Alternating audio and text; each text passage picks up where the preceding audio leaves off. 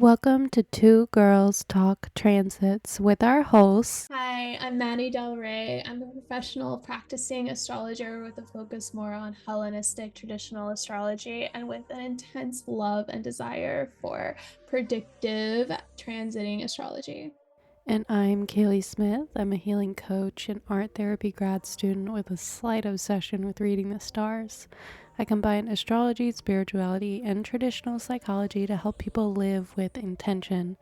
Without further ado, we welcome you to Two Girls Talk Transits, where we talk about all the upcoming astrological transits and what you can do to keep yourself sane and absolutely aligned.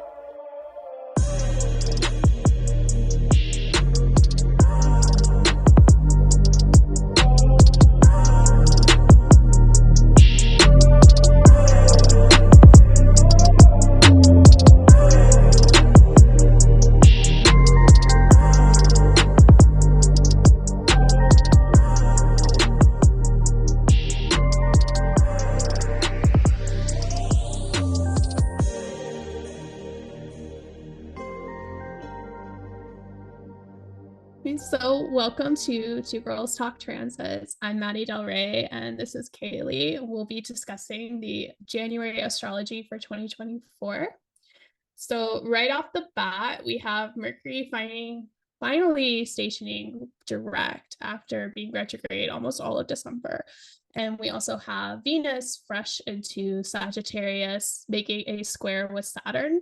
So lots of things are shifting, but I feel like it's going to be a bit of a frustrating beginning of that month, especially with Venus squaring Saturn, as there's just a sort of red tape or limitation or blockage to what we are trying to move forward or what we are trying to create.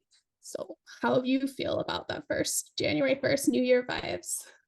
Yeah, I feel like it's interesting because I feel like a lot of people are kind of looking forward to Mercury retrograde being over, because a lot of us have limitations when it comes to that retrograde. But then, and also that new year is like an exciting time to like start fresh, but we have that kind of like slower start, like you said. And I think, this is like prime time vision board time, you know? Yes, definitely.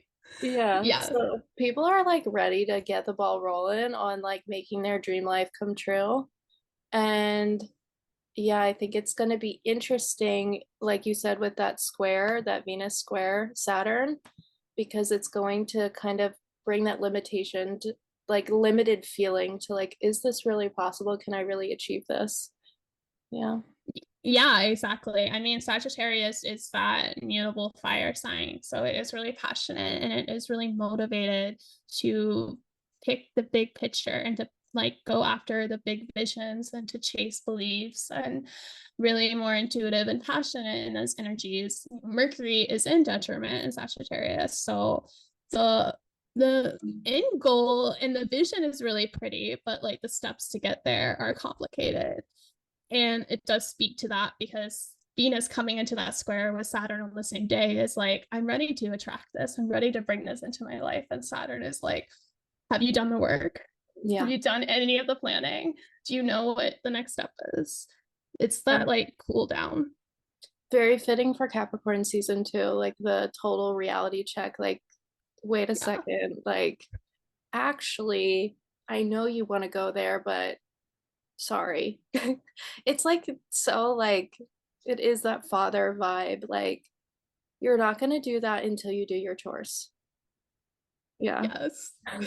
So Capricorn wants everything to be so put together. And then to like top it off, I mean, it's not exact, but Mercury is stationing direct into that square with Neptune, and that will go exact a couple days after, around January 8th, so a week after. So it's like this whole week is like Neptune is the vision and the idealism and the end goal, but it's foggy, it's uncertain, and it's not good for practical planning. So the whole week is really good. Like ideal dream board, vision board kind of time, but don't expect it to like be intensely practical in terms of planning.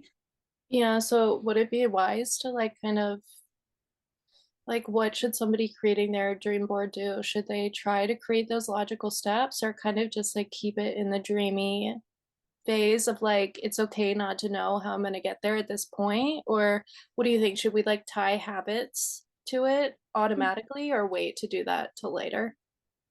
I don't know. I mean, I have a heavy Neptune aspect personally.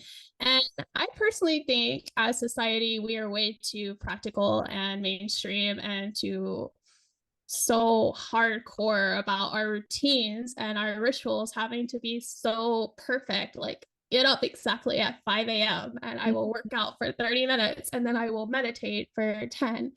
Like, it's so old fashioned. And I Restrictive. feel like, yeah, it's so restrictive. Like, I Yeah. feel like we need to just create more space right now and let everything flow instead of being so programmed almost. I really feel that. I really feel that. Like lately, I feel like I've been waking up in the morning and like you said, it's like, what do I do? Do I journal for 10 minutes? Do I meditate for 20? Am I supposed to be going to the gym for 30? Because it's like I have so many things that like so many of these like health recommendations that I can do to start off the day in the perfect way. Right. Yeah. Yeah, but I'm having anxiety like figuring out which one of those things to do, or should I be doing all of them? I don't know. Yeah. I would completely remove all expectations with the Neptune lingering and just literally go with the flow. Like, I don't think we do that enough. I mean, yeah, negative sides of that is you just, well, I don't feel like going to work today, so I won't. That will probably have negative consequences. But Yeah. long term, like releasing that restriction onto your routine in life and letting just ideas flow, and when there's nothing containing it, it's Yeah. going to be better. I think it's what I Yeah. would encourage. Yeah. I think yeah, that sounds good. Like kind of these like looser, like allowing space for just the universe to come in and kind of uh, do its work. If we're so restrictive, I feel like yeah, things can't really come in like they would because we've already planned and blocked out every second. Yeah, that's a huge thing. And I really don't think we need to worry about getting things done or being super practical or tied up, because I mean, Mars is moving into Capricorn on the 4th. And that's big. That's so, like, Mars is exalted in Capricorn, and that is one of my like ideal placements, because Mars's energy is usually just all over the place in whatever it wants to do, especially when it was in Sagittarius, and now there's a drive and a focus. So like, we still will be able to get things done, but like, allow the creativity when it's there, you know? Yeah, I feel like Mars and Capricorn might be that good opportunity to do some of those habits or like invite some of like those grounding habits in that can get us to our goal. There was like a practice that I had done the other day, and it's like setting 4 major goals for 2024. It's like who I want to be, what I want to have, um, how I want to feel, and there's another one I can't remember.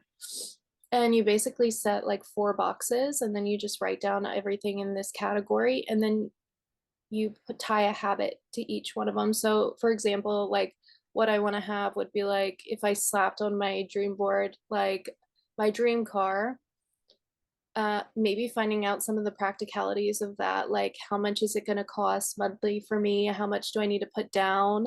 And then working towards saving that. So it would be something like, oh, for me to have my dream car, I need to save $100 every 2 weeks or something like this, and it's kind of like some Yeah. of that habit tying so we can bring that vision board to life.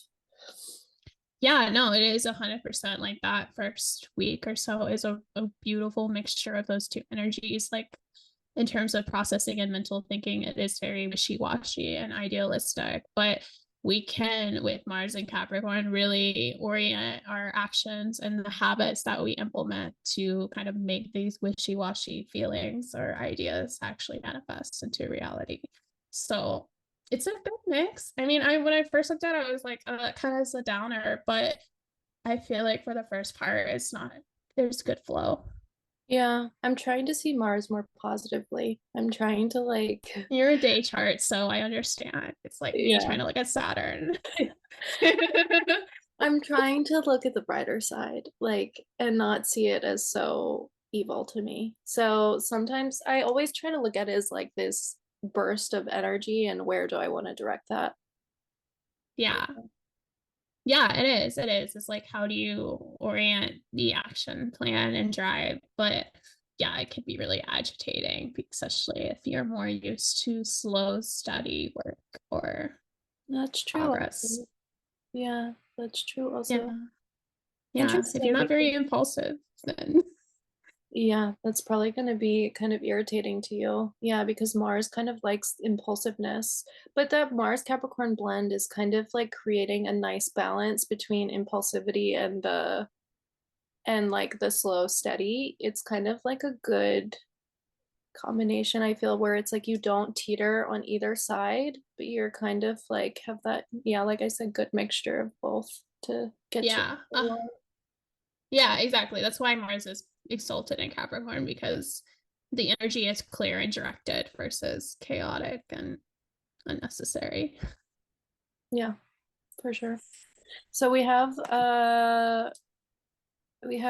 Venus square Saturn, we did that, and then Mars moves into Capricorn, and then what happens? There is, yeah, there's a sun. Well, the sun in Capricorn will make a little trine to Uranus and Taurus on January 9th. And it's just a good day for like tapping into that more Uranian energy. Uranus is going to go direct towards the end of the month before I get too ahead of myself. But just mentioning that Uranus energy is going to be more activated this month anyway. So in Taurus, like, what have you been, especially in the house that Taurus rules for you personally? How have you been disrupting the traditional flow and progress that you've been doing, or the way that you grow yourself? Like, what has kind of been a bit of a discontinuity in your life Yeah, in and that Uranus has space? been retrograde, right? For how Mm-hmm. long? Uranus goes retrograde every year for a little bit less than half the year, I believe. Yeah. So, yeah, it will be going direct in January. I don't remember when it's stationed retrograde, probably in the midsummer. Mm-mm-mm. Yeah, so that's interesting. It's a long-term thing, but I noticed for me, like, it's in my career, like 10th house. Taurus is my 10th house, and I've had a lot of career changes and shifts and adjustments and doing something new. I'm working remotely now. I've never done that. Like, so just this day though, with the sun shining Uranus, is more of an awareness of how that shift is occurring for you personally. And it can be more of like, ooh, I can innovate this, or I can apply technology here and have more flow. Yeah, yeah, that's really interesting. Yeah, because yours is hitting your 10th, mine hits my first. So for me, the with the Uranus retrograde has been more so like a lot of physical changes. Like I've changed my hair maybe like 6 times, Yeah, literally. that's a Like, lot. yeah, like I went from long to short to shorter to like 3 or 4 different colors. And yeah, just changing my physical appearance a lot. And also I've had like huge weight fluctuations. So Mm. yeah, that trine might just be, like you said, kind of like awareness of all that is shifted and kind of like, I think a good reflection point of kind of where you began and how where you are now. Yeah, I mean, you're rediscovering yourself through the Uranus transit through your first house. And like, I mean, the first house does speak to body health and issues as well overall. Like, not as much as the sixth. The sixth is more illness, but the first is still about your physical body. That And totally so, makes sense, yeah. And mhm. Uranus will be there for another 6 months, 6 or so months, right?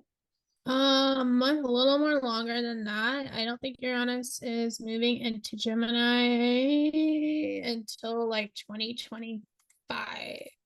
Oh, okay, so we got a while. Yeah, we got a while. He's in a sign for a big chunk of time, but we are gonna have like this Uranus Jupiter conjunction happening that's gonna be really significant in April. And then no, maybe he does move. I don't know. I don't remember. But that's gonna be a big, the Jupiter Uranus will be a big signature point. And then they do move into like Gemini almost. Yeah, through it's there. interesting that kind of play that they're having together, that Jupiter Uranus. I mean, they're pretty close right now. No, they're pretty separate. Jupiter's all the way back in like 5 degrees. Oh, And Uranus is up at like 19. mm, So they're kind of far, but they're going to be close this spring. moving closer together. Yeah. Yeah. Yeah. Mm-mm. Yeah, they're. So, oh, Mhm. go ahead.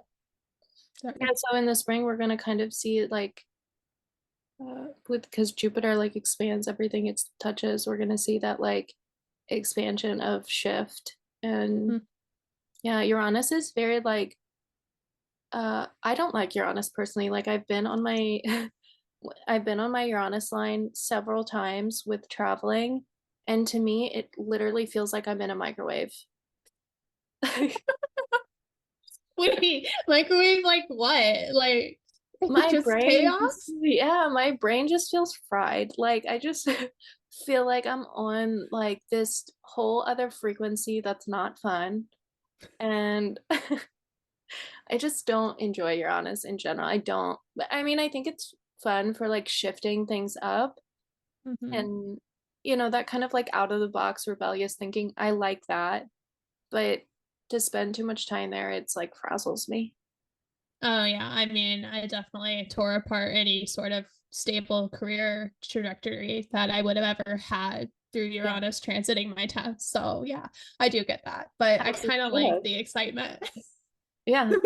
I mean, that's So as you were designed to do, though. I mean, wherever your Uranus is sitting in your natal chart, that's where you're yeah. supposed to have like totally out of the box thinking and new energy. So whatever's happening there is as it should. Like I was looking, we have a ton of Pluto transits coming up. Mm, Pluto takes so long to shift signs. What will we yeah. experience? 3 or 4, maybe Pluto transits in our whole life. So the ones like the houses that it hits are so significant to who we are in this lifetime. It's not so wild to think about. Like Yeah, it's all really kind of fed to that birth chart and that moment where Pluto was when you were born, and then you really only have the 3 or 4 houses after it. yeah, it is exactly like that. And I think it's just crazy. Like, I mean, yeah, mine is hitting like all those upper houses. I have all energy up there anyways, but um yeah, it's just like, wow, I can't believe I think mine hit first the 8th, then the 9th, and now it's about to hit my 10th. And then 11th, I might experience the 12th at the end of my life. If I'm really old, I don't know.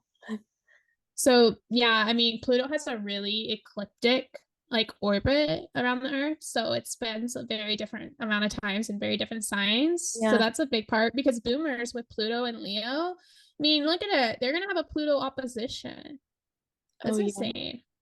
Some of them might die, but some Yeah. of them might make it. You never know. With Pluto, you just never really know. Yeah. Exactly. So yeah, but that will be it. We'll talk more about Pluto too. But first, January 11th, we do have the new moon in Capricorn. Are you ready to move on to that? Is there anything else you wanted to say? Now, Newman and Capricorn, let's go. Let's see what's All going on. right. So I'm gonna pull up my screen here.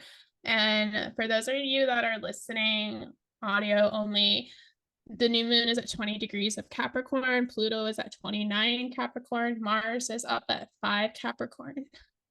And it doesn't, the main thing that stuck out to me was that this new moon is directly squaring the nodes that are both at 20 Libra and 20 Aries.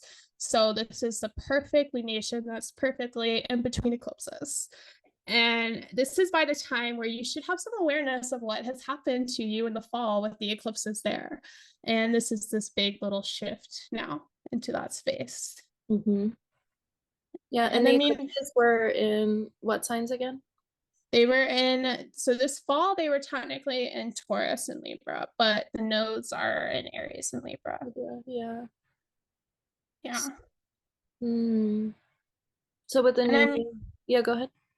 no, yeah, I mean, the new moon in Capricorn is like, I mean, practically it's a nice beginning for like hard work projects and like maybe like you are turning a plank. Like for me, the eclipses in the fall really disrupted my life. like completely. And they happened on significant points, and I kind of expected that, and I kind of did it. And now I feel like I'm hoping by the time I get to January 11th that I'm going to be able to kind of move in a more forward direction and feeling like I've been cleaning up that mess for the past 3 months. Yeah. Yeah. I think the eclipses hit everybody a little bit differently. I feel like for me, I don't know, it's hard to say. It's hard to say because I've been having a lot of these Libra themes, so it's hard to say what exactly to pin that down to. But nonetheless, I do think that, this is a good reflection point to kind of look back. Can you remind me, when was the eclipse in the fall? Like, what were the dates? Do you remember? Yeah, Libra eclipse, that south node, it was a new moon in Libra. It was October 14th. And then the full moon eclipse in Taurus was the very end of October, like the 29th or something like that. October, and then the other one was the 29th. Yeah, that makes sense. And I mean, like, Yeah, go yeah, ahead. like eclipses like start stuff in that sign, but it doesn't have to be on that exact date. Like these are major beginnings and major shifts personally, or major endings. So you may find things happening in that house weeks after the eclipses, but potentially the eclipses initiated that you didn't know about. Yeah, I could definitely see that. I don't think anything had happened for me until about like 2 or 3 weeks after the eclipse. And I think that's why, but like you said, it has this more like, I don't know if you could call it like a shadow period, but more of this like extended energy that can affect you. Yeah. Mm-mm. Yeah, it's not a perfect shadow period, but I definitely agree with that because it's initial, it's like a whole timeline shift. Like you're never going back to that same direction after this eclipse. Like that is the kind of thing. Oh yeah, interesting to think about. Yeah, it's like a total shift in direction. I had never thought about Mm. it like that before. Yeah, I also, I mean, too, just to say, like, I have a highly nodal chart. So, like, I'm people feel eclipses in very different degrees. So, Mhm. if it wasn't major for you, that's good. Like, don't feel bad. You didn't miss anything. Oh my goodness, yeah. But anyway, the new moon in Capricorn, I overall like it because Mars is there, and I mean the moon is fallen, or it's in detriment technically in Capricorn, so it's not necessarily the best place for the moon, but Oh we yeah. will, yeah, we'll tend to like push our emotional needs aside. So it's being mindful of not overworking yourself and not neglecting your emotional needs, but it can be a really powerful new beginning for some projects that need long lasting energy and motivation. Yeah, that's a really interesting point because the moon technically wants to be emotional, but Capricorn is more so that like logical. So it might be that we might be experiencing some of that stripping away or like distance from our emotional self in order to like get it done. Like sometimes we Yeah, just can't be so in our emotions. And yeah, I think a lot of Capricorn, that is Capricorn, because its opposite sign is Cancer, you know? right. Yeah. It's the So total paradoxical opposite of feeling into your intuition. Is the opposite of that is like, what are your responsibilities in your work? yeah. So it's a great time for, yeah, like new work beginnings, new practical starts. I think it's like really fitting for the new year. It's like, It is. yeah, how do you want to practically get yourself started? Yeah. And Yeah. And I mean, yeah, go go ahead. ahead. And I just mean like with like Mars is like making a trine to Jupiter on this new moon. It's technically will go exact after, but there's this applying trine that is just giving your actions this affirmation and this boost of like, good job. This is gonna pay off. Like there's a more reward. Traditionally in Capricorn, we won't see reward until like years down the road. Or maybe not to exaggerate, but like a month later, you might find the fruits of your effort. But with Jupiter making a helpful aspect to Mars here, I think we'll get some immediate recognition. That's good. I feel like that's nice because the poor Capricorns, they all are about delayed gratification. And it's like they need a little like they just need to know, is it going to work out or not? You need a little bit of hope and like, Yeah. good vibes sometimes. It's not all work. So yeah. Yeah, I think yeah, like you mentioned, Jupiter will bring that like kind of not light at the end of the tunnel, but kind of that spark of hope. Yeah, that things are going in a positive direction. I agree. So I like the new moon, even though I mean it's a moon in Capricorn. I think we can use that to our advantage. Yeah. Yeah, I agree with you. Um, let's see. After that, we have Mercury entering Capricorn. Is that where you want to go next? Yeah, that's exactly what I was saying next is now besides Venus, the whole party's in Capricorn now. Mm-hmm. And I mean, this is going to review. I saw this like the previous Mercury retrograde is like a two-parter because part of it's in Sagittarius, parts of it's in Capricorn, and they're very vastly different signs. So it's almost like there's two parts of this Mercury retrograde that you get to review. So whatever house now you're moving into Capricorn, like that's the final wrap up, a completion, and the forward direction portion of this. Yeah. And what about Mercury and Capricorn in general? Is it happy there, or kind of what's that experience like? I feel like it's neutral, but again, we're going to go with the general vibes in Capricorn, which will have Mars. So unfortunately, Mercury and Mars have been having a bit of a relationship since October, and that's going to continue. But in terms of like general vibes, like it's good for planning and practical money matters and Yeah. responsibilities, but still just like in agitation. Like I feel like people are feeling this very differently. We'll talk about it more as we get to later in the month, but like Mercury and Mars have a little bit of a firecracker verbal punch to things. I could see that. Yeah. Yeah. See that. Yeah. So, And mhm. yeah, it's just Mercury will just move quickly into that same trine with Jupiter that Mars was at on January 19th. And again, it's just Jupiter's at least doing some helpful things during Capricorn season. So, Yeah, I agree. We have a lot of trines this month, which is mhm. nice. And yeah. It keeps things flowing. And Mercury and Jupiter is beautiful for like really big picture thinking, like because they are naturally opposites. Jupiter is very philosophical and very big vision, and Mercury is the details. But when they come together, you get the complete package. That totally makes sense. Oh, that might be why Sag is in detriment in Jupiter, or I mean in Mercury, because It Sag is is, that more expansive. Yeah, Mercury's like the Gemini nitpicker. yeah. Yeah. And then like same thing with like Virgo and Pisces. Like Virgo is so critical and detail oriented, and Pisces was like, let's just love each other. I know. Virgos, it's like they don't get it at all. They're like, I no hate way. you. Yeah. But they love us at the same time. It's just like I think it gets under their skin for sure. Oh yeah, yeah. Only on certain days. Yeah.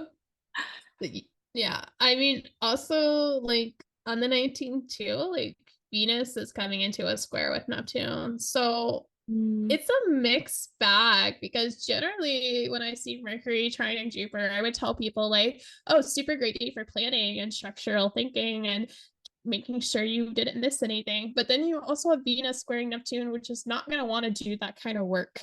It's yeah. going to immediately go back to like daydreaming and pleasant things. Yeah. It seems like you might be a bit scattered that day, not knowing what to do with your energy. Yeah. Yeah. Kind of like, do I focus on the practical or do I stay in my head? Yeah. Yeah. And that's okay. I mean, we can welcome in confusion on that day. We don't always need to have the answers. Confusion is an okay place to be. A lot of us feel so uncomfortable in it. Yeah. I was going to say that. I mean, I kind of and part of my growth has learned to accept confusion. But I do feel like in terms of especially the way society mandates things is that you can't have any of that. You have to know exactly what you're doing at all times. Mm-mm. You Yeah, can't be clueless. I know, I totally agree. I remember like when I first got into my yoga journey, like when was it in 2020? When did we 2019? 2019 is when we did Yeah. our training. Yeah. So I must have gotten into it, I think a year before that in 2018. And I remember I used to just go to yoga classes and just like pray for clarity. I'd be like, can I just please know what's going on? Like, because I have no idea. And I think it's just like I had to just surrender to confusion and to surrender to the fact that I'm not going to have all the answers to everything. And this is like with that Venus square Neptune is giving me very much that same vibe of like learn how to surrender to the greater plan and kind of be okay with the unknown. Right. And also, like, with it being Venus, like, where's the beauty in the unknown? Where's the beauty and Yeah. just being present and going with the flow and not following a to-do list or a schedule and just appreciating life? Like, how Venus is often going to does want to anyone do do that. that? Huh? Yeah. Yeah, that's Yeah. so true. There is beauty Yeah. in the unknown. Right. And I think that's a positive way to reflect on that. But yeah, it's all about reframing your mind and again, working with the energies, not trying to force it. True. Yeah. Yeah, Better to go with it than go against it. exactly. Mm-mm. So the big event is next, I believe, on the 20th. Through the 20th. So we will have the sun meet Pluto in 29 degrees. I love this. It's 29 degrees and 59 minutes of Capricorn. They conjunct then, but then they both will move into Aquarius that same day at various times. Nice. I'm excited for this day. I don't know why. I just feel like new, fresh energy, and it's exciting for me. It's the final, like we had Pluto in Aquarius in 2023, in the beginning, the first spring or so, and then it retrograded back to Capricorn. And this is our like final ingress into Aquarius, and it is a huge societal shift. And like the big part of Pluto in Aquarius was all about AI and technology, and like ChatGPT just came out during Pluto in Aquarius. So like, and then there was like all of the discussions about how do we regulate that. I feel like I don't know. I'm more scared. Yeah, I think it's scary for a lot of people actually, and that's so Plutonian for it to be something that people fear. And Right. yeah, I think that we should be scared, in a way, because we could, I mean, these computers could become really smart. There was this video that I had been sent on Instagram or something about some guy who time travels and made it to like year 200, 2600. I don't even know what year it was. It was like really far in the future. But apparently all government had dissolved from what he saw, and Hmm. everything was AI based, and I Damn. mean, I don't know how true or not this is, but um you know, AI has potential that we haven't even thought of before. I mean, think about Back to the Future, the Back to the Future movie. They thought we would be Right. flying cars in, what was it, 2020 or something? Yeah, so Yeah, went the other direction, but yeah. Yeah, I mean, it's just like, yeah, Pluto is those fears, and Pluto is also the unknown. Like, they're like, just like you said, there's so much we don't know about AI. We have no idea what it can turn into, and that is a fear of what's unknown. Like, and it's scary because it is significant impacts into society in a new way. Like, that's the Aquarian view. Like, as a traditional astrologist, I see both Capricorn and Aquarius ruled by Saturn, but they're two different manifestations of it. The Capricorn is the very traditional, structured, rigid, old way, and the Aquarian is the new, revolutionize this kind of vision for society. mhm. And we don't know what that looks like until it's here. Yeah, that's so true. I think in any time Pluto's concerned also, Pluto has such a like a duality to it, like this, it's this rebirth, but there's the other side of the coin, the shadow side that really needs to be taken into account. And that's kind of like I think where a lot of the fear is coming from, a lot of the yeah. Yeah, it's secrets. Yeah. It's like hidden information. Like, I went back and like looked at a few of the previous Sun Pluto conjunctions, which were all in January naturally, Yeah. previous years. And I mean, there was like last year, the United States reached the highest debt ceiling of $31.4 trillion, which is absolutely insane. Why am I paying taxes and paying my debt if you can't pay your own debt? I know. Literally, we're a country built on debt. it's just debt. And like that's a big hidden thing to like uncover. Like we are clearly in so much debt, we'll never get out of it. So what are we doing, y'all? Yeah. Yeah. What the fuck are we doing? No. I'm curious. Like I don't understand. Nothing's changed by the way I looked up the current debt ceiling and it's still at that number. So yeah. I'm sure it's only gonna get worse. I don't know if they really have a plan about that one. I don't think they care. I think it's all I don't care. It's all in the ethers. It's all like this, oh, I have this debt, but do I really? You know what I mean? Like, That is so made up, like just yeah, working in accounting. It's fake. It's I a know. number. I It's know. fake. I know. They literally said, here's your money that doesn't exist actually, and like pay it back to us, please. Thank you. Yeah. And then like in Capricorn, it did speak more to like wars and global disruptions. But this conjunction is still taking place in Capricorn. So I want to keep that in mind. This is like a wrap up of all the wars and conflicts that we've been having. Pray to God for like some ceasefire in Gaza or something. But 2022, we became aware that Russia was going to invade Ukraine, and it did in March. So that was the first kind of awareness and like secret, like, oh yeah, there is a war coming, surprise. And you know, that was the whole thing.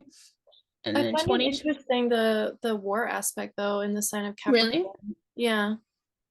Because like, I think Capricorn represents a lot of governments. Like who's going into war except for governments? Okay, that makes sense. Yeah. Like most humans don't want to do this. Yeah, that's true. I think if it were down to like the individual people, like we probably would decide not to. But then again, I don't know, when we were less governmental, we also fight with each other too. So I don't know. True. Yeah. I mean, true, and like Pluto itself as a significator tends to represent people in power, and people in power are the ones making decisions to go into war. So that is usually why those two correlate. Yeah. And then the last one was that mysterious plane crash that like disappeared off the coast of Indonesia, the Boeing 737. We looked at this at like the last NORWAC conference, but yeah, there was a lot of Neptunian aspects as well as Pluto of like disappearance and uncertainty. Yeah, I remember when that happened, I was there. And Right. I remember hearing about it. It was almost like that vibe of what's that, like the Bermuda Triangle, like it just completely like disappeared off the map. And I don't know whatever came of it. I don't know if they found the plane or not. I don't know. They found like pieces of it, but they really didn't find most of the people. I think they found like 1 or 2 victims total. And they were not alive, or? No. That's crazy. Yeah, I remember when it happened. There was also that I think it was also in Indonesia. There was like a submarine thing that had happened. Do you know what I'm talking about? I think I remember that, but I don't remember the story. But there was like somebody, one of my students had told me about it, and I think it was like there was this really rich guy, and he wanted to go down in a submarine to see the Titanic. Wait, are you talking about like the national news story? They did this off the coast of Canada. This was the okay. summer. Okay, then it wasn't in Indonesia. One of my students told me about it then. Okay. That was huge. That was very, a lot of people were assuming that was more like the Saturn and Pisces. Like, yeah, go fuck around the ocean, fuck around and find out. Like, yeah, exactly, literally. But it was like I guess some people were saying that somebody had like made a hole in it or made something happen, or I don't know, messed with the material because he had like, I don't know, some kind of drama. I mean, that thing imploded, so you know. Regardless, anyways, but yeah, I don't know. Yeah, that's all options, but I mean, I'm hoping this one will be a positive, you know, reflection to the current wars and disruptions in our government, but it could probably not be, because it probably won't be, because that's astrology. So we'll see. Hopefully it's a positive thing, but yeah, like you said, we can only hope for the best and to see what happens. It might be interesting to see how technology might end up playing a part in what progresses with the wars. there's like Right. a technological aspect to it. No, that was a huge discussion when Pluto was first in Aquarius, when they were using like drones for war activity and things that they haven't used before. Yeah. So big part. But then we just from there we'll have that will play out. We'll discuss that more, I'm sure, in more detail in February. But Venus is then meets the party and joins everyone in Capricorn. I kind of like Venus in Capricorn. I'm neutral about it. She makes like the work a little more pleasant, like a little more enjoyable, brings a little more art and creativity to it. Yeah, I think I like also Venus and Capricorn. It seems nice. It seems like like I don't know if Venus were a woman, it's like this sensuality or like playfulness to what feels restrictive. Or just Yeah. like this is the traditional, but how do I make it art? Yeah. Kind of thing. Yeah. Yeah. Yeah. So I'm excited for that. And then I mean we just get to the full moon in Leo. Let me pull that up. Yeah, this one is interesting because there's Pluto around it. Yeah, go ahead. Yeah. No, you're right. No, that's it. Like Pluto is right there, very close. So this is a very Plutonian theme. So even if the ingress and the conjunction wasn't super obvious, I bet the full moon will bring to light anything that we missed, maybe from the prior conjunction and the prior ingress and sign change.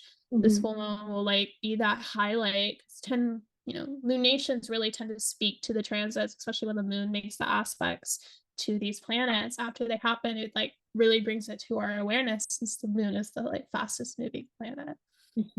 So that's gonna be a major one. Yeah, I mean, I hope it's positive secrets being brought to light, but definitely a definitive like shift in terms. And I struggle a bit with the full moon in Leo just because it's the full moon in Leo and it's supposed to be really exciting and positive and uplifting. And then the sun, though, is ruling it. The sun's in Aquarius, where it's more detriment and more concerned about society. So I see just a lot of societal problems in January. Yeah, that I think that makes sense in general, just given kind of what is happening. I always think of this thing like what's happening to one of us is happening to all of us. And I think on a collective level, even when we are so far from the wars and, from things going on like this, like I feel like we still experience it on like an energetic level. And Oh, yeah. Yeah, I don't know. I think that, we would all be better served in peace, but that's a common opinion and harder to reach. But yeah, I think in general though, I agree with you that this full moon is kind of bring a lot of awareness as full moons typically do. And yeah, in Leo, it might, Leo like yeah, wants to celebrate, but is it able to, Right. Or it's like inappropriate. Yeah. Like, like I want to, oh, look at this cool thing that I made and I wanted to, celebrate myself. It's so exciting. Look at what I produced. Okay, but like read the room. Like, Literally, yeah. And Leo can sometimes be like that in general. Like, oh yeah. yeah. So it might be kind of fitting, actually. So that's the vibe. But I mean, also going on is that we have a square from Jupiter. So that is going to go exact on the 27th. So like technically a few days after. But Jupiter's here at 6 degrees, and then the full moon is both at 5 degrees. So that's a strong square. So there's still this really big desire for hope. But again, it's like a square. So it's like, is it appropriate? Is it actually possible? Is it reasonable to have this hope and optimism and affirmation? But I'd rather have Jupiter making an aspect to a full moon than not at all. So Yeah, it seems like our faith might just be a little bit tested. We might have to rely more on these, like, yeah, sparkles of hope and, you know, uh, any kind of faith that we have. And hopefully that carries us through. That's a good point, just because like if Pluto is a lot of the things that we can't see or a lot of the uncertainty and kind of fears, then yeah, we have to kind of conflict with the rational choices and lean more on how do we have faith and hope through this if we can't see what's actually happening. That's going to be a huge challenge, I think, for a lot of us. Yeah, faith is not always easy. It is a blind path that you shall walk. But Yeah. yeah, I mean, if anything, it's strengthening character for a lot of people. Yeah, that's a very strong, full moon opposite Pluto is strengthening your character. Mm-mm. Kind of working through your fears, working through what's scary, your unknowns, and celebrating your new burst of power would be a Yeah. good like full moon kind of delineation here. Yeah, I mean, we can't forget that, yeah, Pluto is also a source of power, so Mm-hmm. we can kind of connect to our own internal source of power and kind of figure out where are we drawing energy from, and what are we like, just taking note of those like yeah, just those energy sources that we have, because I feel like sometimes we can get into this, we can be drawing energy from like false light sources, and then we get fatigued more easily. So like, let's say like you get dopamine hits when you like sit on your phone a lot, right? You Right. could be trying to draw energy from that, but it actually ends up fatiguing you in the long run. So maybe it could be like an opportunity to revisit things that actually give you power. Yeah, that's a really good delineation for this full moon is because it's about like what does give you power, what gives you energy, and where do you feel powerful? And then with the sun and Pluto in Aquarius, so how do you bring that power? Does it serve the collective? Does it Yeah. serve everyone else? Or are you just being selfish, which can be a Leo trait, you know? Oh, that's so true. That's a really good point. Yeah. Yeah. Kind Yeah. of keeping that power for yourself. Especially in Aquarius, because Aquarius is more about the collective. So that's a really Mm-hmm. good point. Like, we need to make sure that the power that we do have, we're using it in positive community, like communal positive ways, and not just for our own selfish gain. Yeah. Right, because we can always step on somebody else to lift ourselves up, but that's not ever going to serve us long term. Yeah. So true. So, little mixed bag, but I mean, it'll be interesting to see what happens and go from there. And then, I mean, literally as well, then we have the Uranus stationing direct and the Mercury Mars conjunction, the third and final one. So, all right, lots So, excitement. Go ahead. no, go ahead. You said you're on a station's direct and Mercury conjunct Mars. Yeah, I'm looking up real quick, if you could talk about whatever, when the all three of them occurred, so people have a reference point.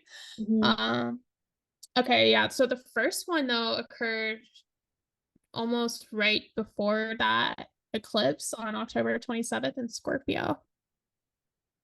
And then the second Mercury Mars conjunction occurred in Sagittarius, I think the day before yesterday we were recording this, which or yeah, the 27th of December. And now this is the third one in Capricorn on the 27th of January. And this They was the time that last well. time that uh, Mercury was conjunct Mars. This will be the, I mean, we might have more, but this has been like a theme because Mercury went retrograde. So we got three conjunctions to Mars instead of usually just being one and moving on. Yeah, that makes And sense.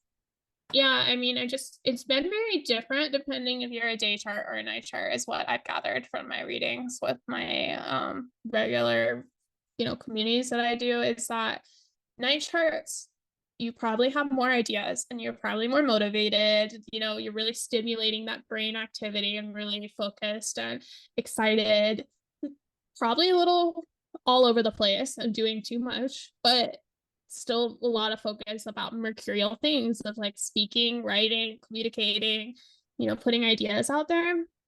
And then for the day charts, it's been a lot more of like the opposite. I noticed where people maybe have more frustration with communications and more frustration putting their ideas and their goals out there, or they're hit with more conflicts or arguments of like why you can't do that.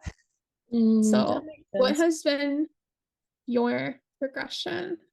I feel like for me, it's been more so like manifesting through, I think the day chart one, where it's like I'm feeling a little bit more anxiety than I typically feel, and I think it's because of it's that very like Mercury thoughts, like, and it's just, yeah, bringing up more anxiety in that kind of way. Yeah, with more like questioning myself and things like this. But I also have the North Node in my 12th house. So I'm also going on this like subconscious journey of like what's really going on in my head. Like what does the world in my head look like? You know? So Right. I feel like that's kind of speaking to that as well. So there's a lot of focus for me. I feel like not a lot, but quite a bit of focus on like subconscious, because the world in our head is a very relevant world. Oh yeah. Yeah, it's Yeah. everything you tell yourself. It's the stories and beliefs that you have. Yeah. Mhm. And Mars will definitely ramp up the conflict there. Like, oh, this Mhm. was a previous belief that you have. Do you still believe that? Yeah. Are you trusting that? Or are you like playing yourself? Are you like, it Mhm. really like plays those games. Like Mercury is already a trickster. And then with Mars, I feel like the games get a little mean or Yeah. violent. I could definitely see that. Yeah. And it's like sometimes you don't even realize, like you go about it for such a long time. It's like so normal. And then you're Mhm. like, one day you're like, wait, have I literally been telling myself this? Like, no way. And then you don't realize until it's like, wow, I can be really mean sometimes, but that's the nature of life, we pick up these things. Yeah, no, that's exactly it. And I mean, I'm hoping with this one being the last conjunction, it's like a resolution to all the stories that you have been telling yourself or all the ideas or planning. Like this is the most clear-headed we'll get in terms of this, just with Mercury's not in detriment in Sag, and then Mars is exalted in Capricorn. So both of them are doing fairly well. And this may be like the most clear-headed kind of awareness or internal shift around what you have been saying or working through the past 3 months since October. Yeah, if anything, it could give you that burst of energy to kind of like really double down and focus on like recreating some more positive stories. I mean, that's for me personally what I Mm-hmm. was experiencing, but I wouldn't doubt if other people might be experiencing something similar, other day charts. Yeah, for sure. Like hopefully having awareness of the negativity that has been kind of feeding your direction and like changing that into something more positive. And maybe for night charts, you are feeling that final plan really solidify and there's a more direction that's clear. Maybe when you felt like you constantly pressurized to do something, but not quite sure how or where. Yeah, Mars is like that, right? It just like Mhm. adds that like unnecessary pressure. Like, where is that even coming from? Yeah. I mean, I love my strong Mars, but like I can get out of hand with that in terms of like pressuring other. Why aren't you urgent? I think I have more of like a self-inflicted pressure. Like, I don't know if anybody's necessarily doing it to me. I think I'm just doing it to myself. Yeah. Yeah. You have it where you're doing it to other people. I mean, I think it's both. Like I have the expectation that like I have to be this urgent, therefore everyone else must keep up with me. Or Mm. why are you in my life? Yeah, I mean that's normal. I think like how we treat ourselves is like reflection of like what we Reflections. put onto other people. Yeah, that's Yeah, so totally it's a whole projection. But to me, like my life would be so boring if I didn't have that urgency. So yeah. I For don't you, know. it might just be like almost a source of excitement. It is for sure. Yeah. Like I've been bored lately and I can feel that Mars, like, we're gonna do something. Don't worry. Yeah, Mars is kind of like a little Adderall, right? It's like our little celestial Adderall, like just Yes. get things going. I love that. Oh man. That's a really good way to steal that. um all right. And then we just yeah, I mean we'll end the month. with like some really, Mercury and Mars are still traveling really close to each other, but they wrapped up their conjunction, and they'll both be trining Uranus on January 28th. And then Venus, right, sandwiched in between those two, will make a trine to Jupiter on the 28th. Really bookmark that day in general. Like Venus Jupiter trines are like beautiful, especially with Jupiter and a Venus ruled sign. So do something fun. I would encourage people to do, just have a little more fun, especially if that full moon was more intense for you. Yeah, I think this is like a nice little sweet like bow on top of the month. Like, just kind of like celebrate any wins that you did have, and it could be nice to just like to map out like the highs and lows of this month, and yeah, just kind of try to focus on what went well. Yeah, and I think do something fun like you said. Yeah, do something artsy. With friends or like relationships, celebrate, create, with the Uranus, do something adventurous or risky, and like, try something new. I don't know. I always try to, it's rare we get positive spin, so let's definitely put a positive spin on this. Yeah, I feel like this could be a nice time. Hopefully people are experiencing it in general, like something positive. Could even just be a really good payday.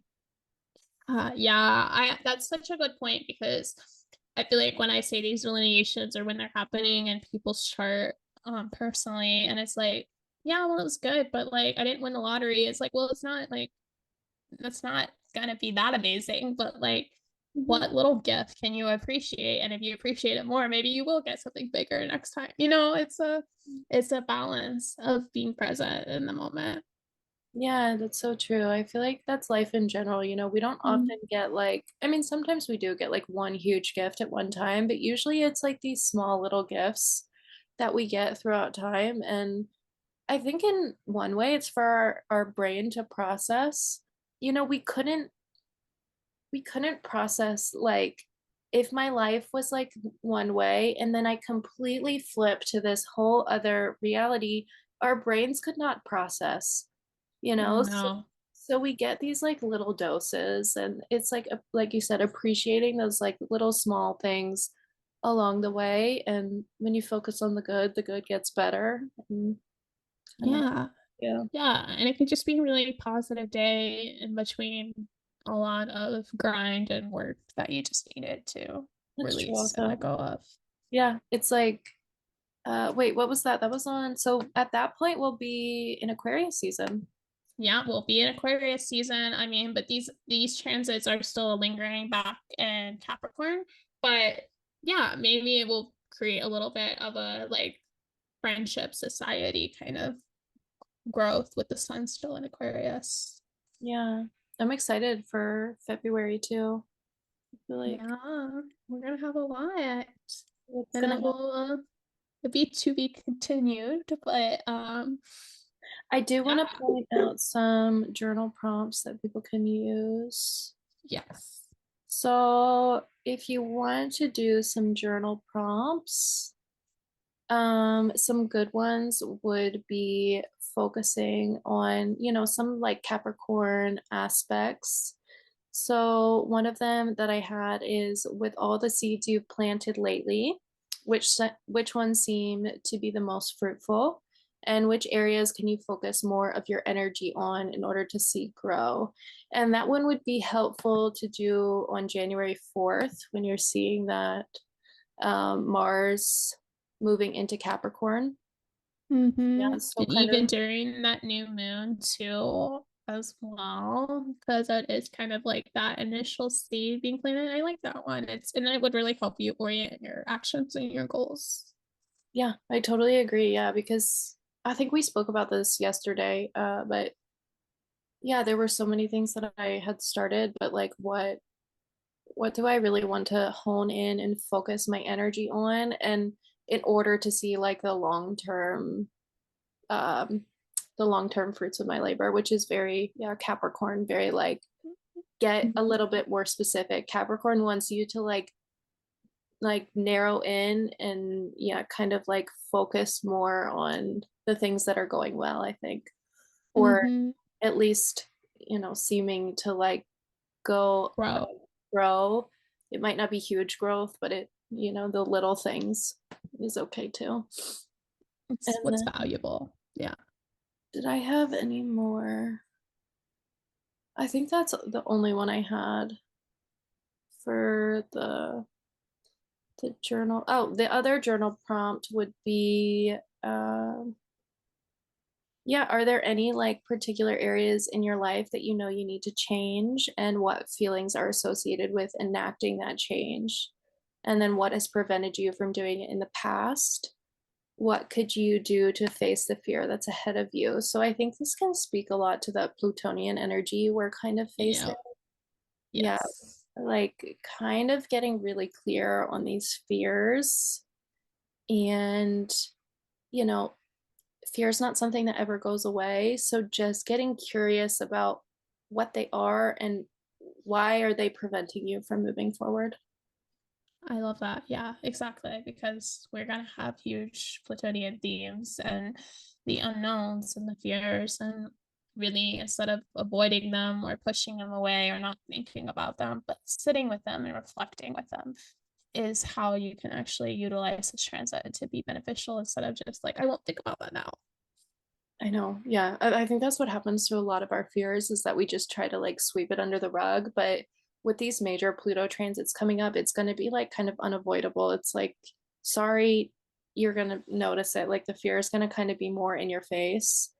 So, if anything, just get curious about it, I think. Just like notice that it's there and just try not to avoid it. Yeah. Yeah, exactly. Exactly. Because the sun is our awareness. So, first step is always bringing awareness to what's going on there. Yeah, we don't need to solve the world's problems, but at least we can like work towards understanding what's going on. At least name them, you know? Yeah. Yeah. Yeah. Put a name It's the to it. bare Because minimum. if we don't name our fears, like name what's going on, like these shadow aspects, if we don't assign a name, they kind of just like operate the back of our mind like little shadow puppets, they like, Yeah. yeah, so just being aware that they're there is huge, like you said. Yeah. Hmm. Yeah. So love those really good journal pops. Well, awesome. This has been fun. Do you have any other offerings or things that you would like to share with For listeners? now, that's it.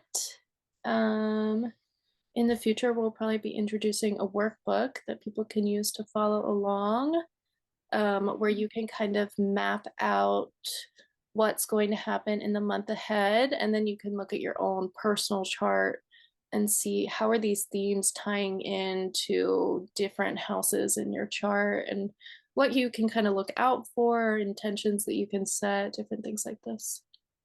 Yeah. Yeah. I'm excited for that. Help you work through the transits for each month.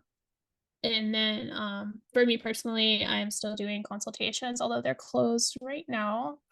So go to my website at maddiedelrae.com, all one word, and get on my mailing list. And I will be opening up consultations for January through February shortly. And that's all I'm working on right now, but hopefully more to come with this. Okay, thanks, Maddie. Thanks, Kaleigh. Bye. Okay, bye.